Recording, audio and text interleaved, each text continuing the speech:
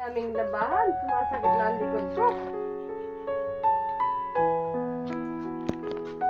Nasaan ba yung medyas ko?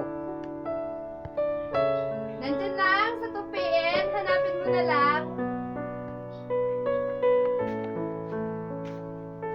Bakit ba kailangan ko pang hanapin yung medyas ko?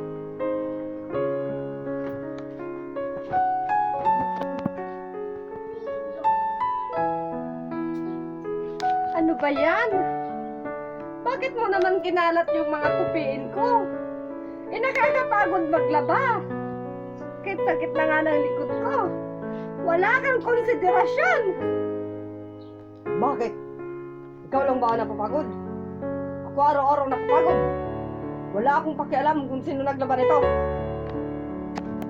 Oo. Pareho tayong pagod. Pero hindi kita sinusumbatan. Ginagawa ko ang lahat para maging mabuti yung sa amin, ina. Lahat ginagawa